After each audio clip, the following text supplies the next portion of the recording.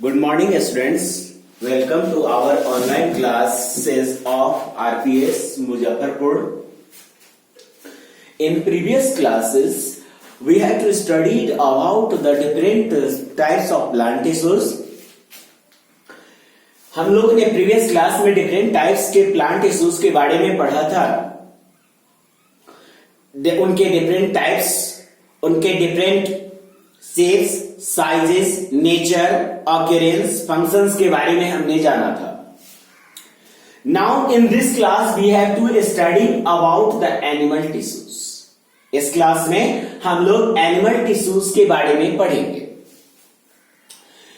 Animal tissues का मतलब आप जानते हैं, नाम से ही जैसा कि इसका क्लियरिफाई होता है कि animal tissues, it means this tissues are present only in animals body, यानी वह एनिमल्स की बॉडी में पाया जाता है. इसमें हम लोग कॉम्प्लेक्स टिश्यूज के बारे में पढ़ेंगे जो हमारे बॉडी में प्रेजेंट होता है. कौन कौन से ऐसे टिश्यूज होते हैं, है ना, और वो कहां पाए जाते हैं, क्या क्या नेचर होगा और क्या फंक्शन होगा. तो पहले हम लोग डिसाइड करेंगे कि कितने टाइप्स के टिश्यूज होते हैं. एनिमल टिश्यूज को मेनली 4 ग्रुप्स में डिवाइड किया गया है. एक एपिथेलियल टिश्यू, दूसरा मस्कुलर टिश्यू, तीसरा कनेक्टिव टिश्यू और चौथा नर्वस टिश्यू. ठीक है. एपिथेलियल टिश्यू जो होते हैं वह एपिथेलियल नाम इसलिए पड़ा है क्योंकि ये 2 वर्ड्स ग्रीक वर्ड से बने हैं. ठीक है.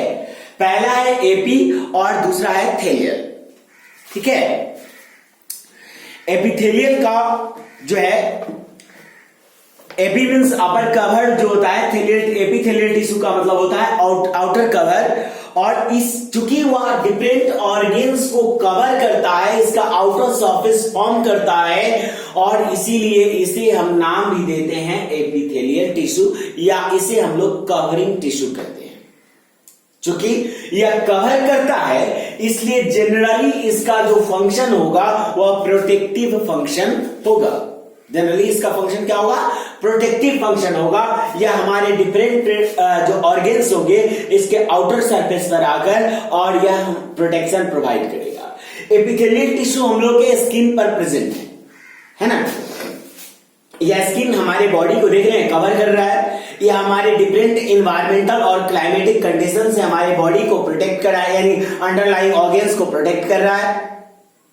उसी तरह से अदर ऑर्गेन्स का भी अगर एपिथेलियल टिश्यू होगा तो वह भी उसको डिफरेंट कंडीशंस से प्रोटेक्ट करने का काम करेगा. एपिथेलियल टिश्यूज को कुछ अदर डिफरेंट बेसिस पर डिवाइड किया गया है. पहला जो है on the basis of layers, यानी यह जो टिश्यूज होते हैं वह एक सिंगल लेयर में प्रेजेंट है. ठीक है. एक सिंगल लेयर में प्रेजेंट है या मोर देन 1 लेयर्स है, एक दूसरे के बाद, यानी ऐसे प्रेजेंट है. अगर ये सिंगल लेयर्स में प्रेजेंट होंगे तो इसको हम लोग सिंपल जो है सिंपल एपिथेलियल टिश्यू कहेंगे. क्या नाम देंगे? Simple epithelial tissue. Single layer होगा तो. और अगर यह मोर देन 1 लेयर का बना हुआ होगा, ठीक है, मोर देन 1 लेयर्स का बना हुआ होगा, यानी पहला लेयर, दूसरा लेयर, तीसरा लेयर, यानी मोर देन 1 या 2 का भी हो सकता है और मोर देन भी हो सकता है. तो अगर ये 2 लेयर्स, एक लेयर से ज्यादा का बना होता है तो इसका नाम हम लोग रख देते हैं stratified epithelium tissue. Stratified epithelial tissue. Now the next term of epithelial tissue, next basis is that the shape of the cell, यानी सेल के शेप के आधार पे एपिथेलियल टिश्यूज को कितने टाइप्स में बांटा गया है. इसके 3 मेन टाइप्स होते हैं. एक एस्क्वामस, दूसरा क्यूबॉइडल और तीसरा कॉलुमनर. अब सबसे पहले हम लोग देखेंगे कि एस्क्वामस किसको कहते हैं. कहता है कि अगर यह 3 जर्मेटिक और हेक्सागोनल शेप में प्रेजेंट होता है. हेक्सागोनल आप लोग जानते हैं, इस तरह के टिश्यूज जब होते, इस तरह के सेल्स से बना हुआ जो टिश्यू होता है that is known as squamous epithelium. यानी ऐसे टिश्यू जो है वह कौन सा एपिथेलियम कहलाएंगे? एस्क्वामस एपिथेलियल टिश्यू कहलाएंगे। अगर हेक्सागोनल्स स्ट्रक्चर में आपस में जुड़कर और वह एक लेयर को फॉर्म करते हैं, जर्मेटिक लेयर को फॉर्म करते हैं, then it is called squamous epithelium. ठीक है स्टूडेंट्स, तो ये हो गया एस्क्वामस। दूसरा जो होगा शेप उसका होगा क्यूबॉइडल। आप लोग क्यूबॉइड तो जानते हैं, मैथमेटिक्स में आपने पढ़ा होगा कि क्यूबॉइड किसको कहते हैं। ठीक है, तो अगर वो क्यूबॉइडल शेप में है, cuboidal shape like this,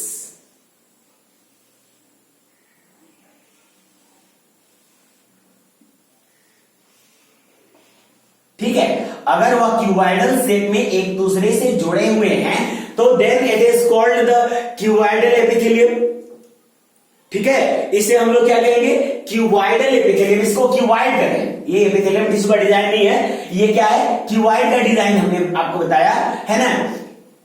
cuboidal epithelium इसी तरह के डिजाइन के टिश्यूज होते हैं जो क्यूबॉइड के फॉर्म में हमारी बॉडी में अरेंज्ड होते हैं, और अगर उसका शेप क्यूबॉइडल है, क्यूबॉइड के टाइप का है, तो उसको हम लोग कहेंगे क्यूबॉइडल एपिथेलियम।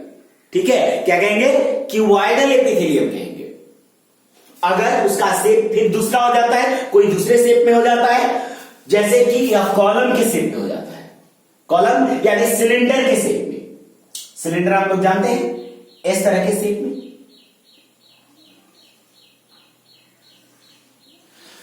अगर ये सिलेंड्रिकल शेप में हो जाता है, ठीक है, एक इलॉन्गेटेड सिलेंड्रिकल शेप में अगर टिश्यू हो जाता है, ठीक है, ऐसे इसका टिश्यू होगा, ऐसे इसके बगल में होगा सिलेंड्रिकल शेप में, तो इस तरह के जो सेल्स से आपस में कंबाइन होने से टिश्यूज बनते हैं, इसको हम लोग कहते हैं कॉलमनर, यानी कॉलम के आकार का। कॉलम आप लोग देखते हैं ना, घर में कॉलम्स दिए जाते हैं जिसको हम लोग पिलर्स कहते हैं, that is the column. And अगर ये कॉलम की शेप का है तो ऐसे एपिथेलियम टिश्यूज को हम लोग कहते हैं columnar epithelium. Right, now the next term, next जो होगा आपका on the basis of their function, यानी यह अपने फंक्शन के आधार पे या कितने टाइप्स के होंगे? 4 टाइप्स के होंगे फंक्शन के आधार पे। पहला होगा सेंसरी। पहला क्या होगा? सेंसरी एपिथेलियम होंगे। अगर ये हमें सेंसेशन प्रोवाइड करते हैं to understand the conditions present around us, then this type of epithelial cells, epithelial tissues are known as sensory epithelium. हमें sensation देते हैं to identify, to judge the different things, different conditions present around us. ठीक है, तो that is called sensory epithelium. Sensation से बना sensory। अगला है जर्मिनल एपिथेलियम। ठीक है, ये जर्मिनल एपिथेलियम जो होते हैं वह प्रोटेक्शन प्रोवाइड करते हैं, वह एक जर्मेटिक लेयर को तो फॉर्म करते ही हैं, इसके साथ साथ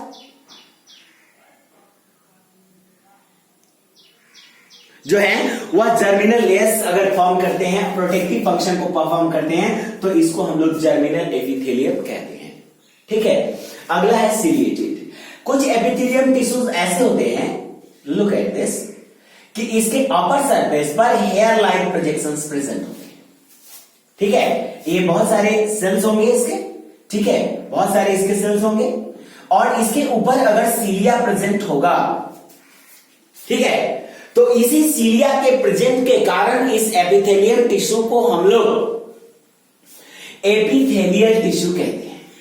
ऐसे टिश्यूज ऐसे ऑर्गन्स में होते हैं जहां पर उसके द्वारा प्रोवाइड किए गए सब्सटेंस को यूनिडायरेक्शनली मूव करना होता है, लाइक ब्रूम, यानी झाड़ू। हम लोग झाड़ू मारते नहीं, घर में जो कचरा होता है उसको यूनिडायरेक्शनली मूव करने के लिए, तो ये भी एक ब्रूम यानी झाड़ू की तरह वर्क करता है ना। और इसके सीलियाज, इसके ब्रेजल्स होते हैं, तो इसके ब्रेजल्स के यूनिडायरेक्शनली मूव करते हैं नहीं, तो इसीलिए इसका नाम हो गया सिलिएटेड एपिथेलियम।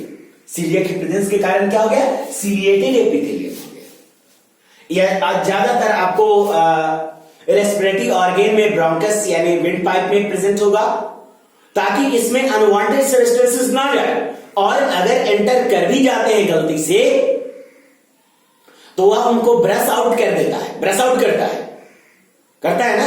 आप लोग गलती से पानी पीते हैं और पानी जो है आपके जो फूड पाइप है उसमें जाने के बजाय अगर विंड पाइप में चला जाए, फूड जो है वह फूड पाइप के बजाय विंड पाइप में चला जाए तो रिएक्शन होता है ना। तो इसी को यही प्रोसेस परफॉर्म करता है हमारा सिलिएटेड एपिथेलियम। कुछ अन्य ऑर्गन्स के अंदर भी पाया जाता है, जैसे कि आपको जो है डक्ट ग्लैंड्स में आपको ओविडक्ट होते हैं, स्पर्म डक्ट्स होते हैं। तो इन सभी ऑर्गन्स में जो एपिथेलियम टिश्यू है वह सिलिएटेड होता है, ताकि स्पर्म्स को या ओवा को यूनिडायरेक्शनली मूव किया जा सके। ठीक है, नेक्स्ट है आपका सिलिएटेड एपिथेलियम के बाद है गैलेंडुलर एपिथेलियम। यानी अगर यह कुछ एंजाइम्स या हार्मोन्स सेक्रीट करता है, यानी अगर इसका फंक्शन सेक्रेटरी हो जाता है, सेक्रीट करने का काम करता है केमिकल्स का, then it is known as gland and this type of tissue is known as glandular tissue, glandular epithelium. जैसे स्टमक का एपिथेलियम है तो वह गैलेंडुलर है, गैस्ट्रिक ग्लैंड्स है, म्यूकस ग्लैंड्स है, गैस्ट्रिक ग्लैंड गैस्ट्रिक जूस को प्रोड्यूस करेगा, म्यूकस को प्रोड्यूस करेगा, और इस तरह वह चूंकि सेक्रेटरी फंक्शन को ऑब्टेन कर लेते हैं, इसलिए उसको कहा जाता है गैलेंडुलर एपिथेलियम, राइट। नेक्स्ट है आपका मस्कुलर टिश्यू। आप लोग जानते हैं कि हमारे बॉडी को मूव करने के लिए मसल्स का होना बहुत जरूरी होता है। ठीक है, मसल्स क्या है कि हमारे बॉडी में मसल्स जो है वह एक इलास्टिक टिश्यू होते हैं, यानी उसमें एक्सपैंड करने की और सिकुड़ने की, यानी फैलने और सिकुड़ने की कैपेबिलिटी होती है। Expansion and contraction, expansion and contraction. इस तरह से उसके में एक्सपेंशन और कॉन्ट्रैक्शन यानी इलास्टिसिटी होती है, तो इसी से वो मूव कराते हैं। लेकिन यहां पर एक खास देखिएगा, ध्यान दीजिएगा कि हमारे मसल सेल्स जो है उसमें एक एक्सपैंड करेगा तो दूसरा कॉन्ट्रैक्टाइल करेगा, यानी एक मसल टिश्यू जो है वह हमारे हैंड को इस तरफ अगर बेंड करते हैं तो इसको सीधा करने के लिए दूसरे मसल टिश्यू रेस्पॉन्सिबल होते हैं। ठीक है, ऐसा नहीं कि एक ही मसल टिश्यू जो है वह हमारे हैंड को जो है फॉरवर्ड एंड बैकवर्ड मूव करेंगे। तो चलिए, ये सारे मसल्स जो है वह आपस में मिलकर हमारे बॉडी में डिफरेंट मोशन, डिफरेंट मूवमेंट को परफॉर्म करेंगे। इसमें जो स्ट्रैटेड मसल्स होते हैं, ठीक है ना, दो मतलब तीन तरह के मसल हो गए, एक स्ट्रैटेड हो गया, दूसरा नॉन स्ट्रैटेड हो गया, और तीसरा कार्डियक हो गया। ठीक है ना, स्ट्रैटेड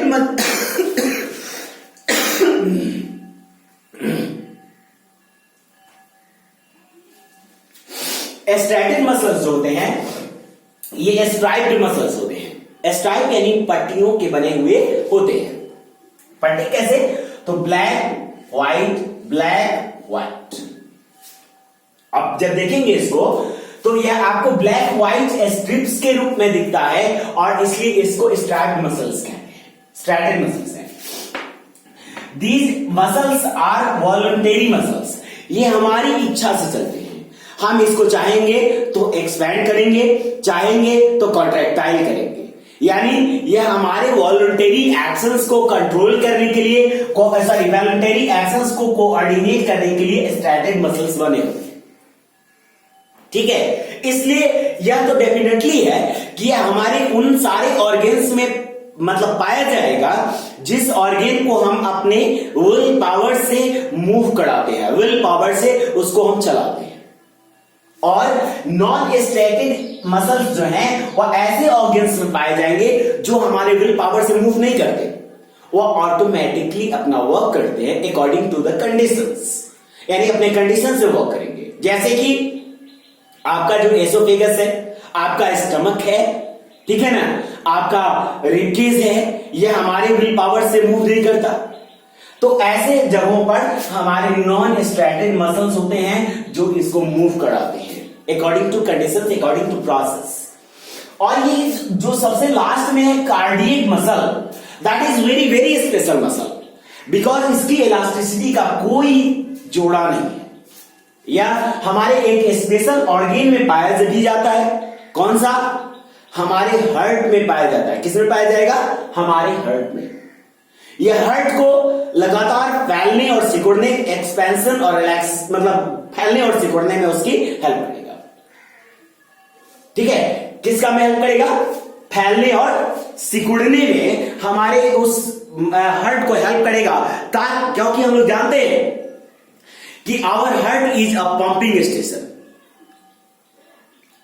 हमारा हार्ट क्या है? पंपिंग स्टेशन है, वह पंप करता है। एंड सो कार्डियक मसल को लगातार जो है वह फैलने और सिकुड़ने की जरूरत होती है, और यह कंटिन्यूअस फैलते और सिकुड़ते हैं, लेकिन कभी यह फैलने और सिकुड़ने से थकते नहीं है। बाकी सारे मसल्स थक भी सकते हैं, लेकिन ये कभी नहीं थकेगा। ये लगातार कंटिन्यू वर्क करता है, चाहे आप जगे रहो, चाहे सो जाओ, चाहे दौड़ो, चाहे बैठो, लेकिन इसका काम लगातार होता रहेगा अपने स्पीड में।